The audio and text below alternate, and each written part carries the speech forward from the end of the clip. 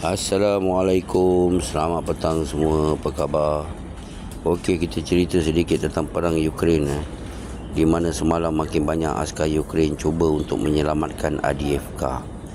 Dan sekarang perang sengit di Bardichi dekat dengan Avdiivka. Kalau Rusia dapat Bardichi, Rusia akan dapat memberhentikan bekalan askar Ukraine ke Avdiivka.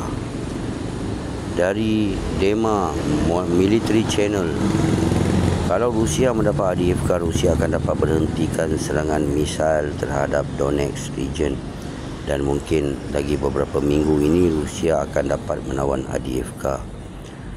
Dan Marinka dan Ugleda juga Rusia dapat maju ke hadapan. Dan ingat teman-teman, Marinka dekat setahun Rusia nak dapatkan Marinka. Sampai dah rata tanah dekat Marinka tu. Dan Ukraine juga sedang bersedia untuk membuat defense line di bahagian west jika Rusia dapat menawan Avdiivka. Dan di Bakhmut pula, Ukraine masih ingin mencuba untuk mendapatkan Bakhmut lagi dengan serangan di Koromovo dan Klasievka masih tidak berhenti. Dan 3 lagi bandar besar juga di west Avdiivka, Selviangrad, Kramatorsk, Parkhorst. Dan 3 bandar ini bukan senang nak dipertahan oleh Ukraine kerana agak besar untuk Ukraine jaga. Dan Medvedev berkata di Telegram post, Donbas, Crimea adalah Rusia punya. Odessa, Nikolaev juga akan menjadi Rusia, dan Lvov juga. Jika NATO nak tempat ini sebagai Ukraine, mereka tidak kisah.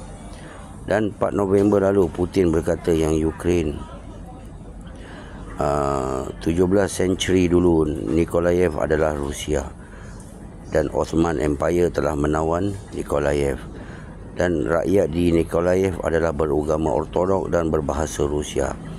Dan dari kata-kata Putin kita dapat lihat hingga mana Rusia akan menyerang dan menawan Ukraine hingga ke mana.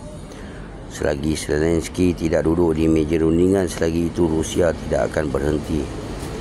Dan Ukraine telah menghantar delegasi ke US kerana Ukraine perlukan jet pejuang.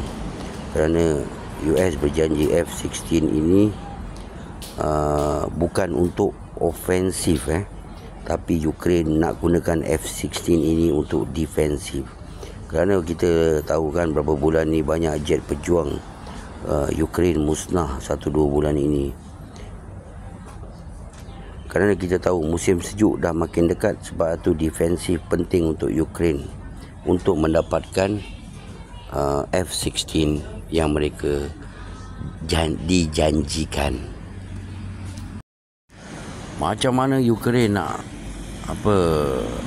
duduk di meja rundingan pun, satu benda besar yang mereka harus hadapi iaitu askar Nazi yang tidak akan mengalah sampai bila-bila.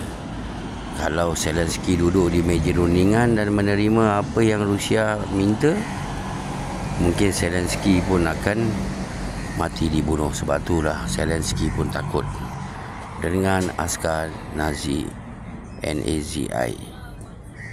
Dan Palestin pula, kita cerita sedikit tentang Palestin. Netanyahu diinterview oleh CNN, dan Netanyahu berkata Hamas dan Palestin adalah binatang. Dia berkata begini. Macam mana sekarang teman-teman? Saya rasa mereka yang binatang, bukan rakyat Palestin.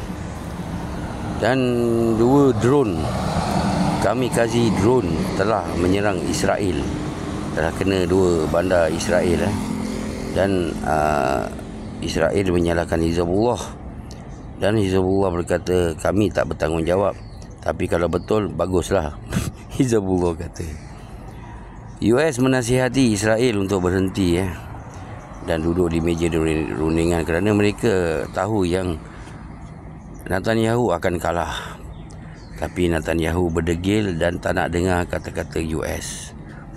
Dan US juga memberi amaran kepada Israel kerana serangan yang mereka lakukan terhadap Gaza, terhadap Hizbullah juga adalah akan menyebabkan perang ini akan merebak ke negara Arab lain. Adakah anda sengaja untuk menyebabkan US akan berperang dengan negara Arab pula? US memberitahu dengan Israel. Israel kata tidak, kami tidak buat begitu. Tapi dengan cara mereka baru saja membunuh 6 askar Hizbullah, selepas tu 2 kamikaze drone jatuh ke 2 bandar Israel. 6 orang askar Hizbullah terbunuh. Jadi adakah ini mereka sengaja? Mereka sengaja, saya rasa, nak membesarkan peperangan ini di negara Arab. Mereka sengaja, Israel sengaja. Sebab itulah memang teman-teman, perang ini takkan habis di Israel. Astaghfirullahalazim. Kita doakanlah yang terbaik untuk Palestin. Assalamualaikum. Selamat petang, selamat mengetih. Hati-hati di jalan raya, okey? Jangan lupa belanja abang. You right, everybody.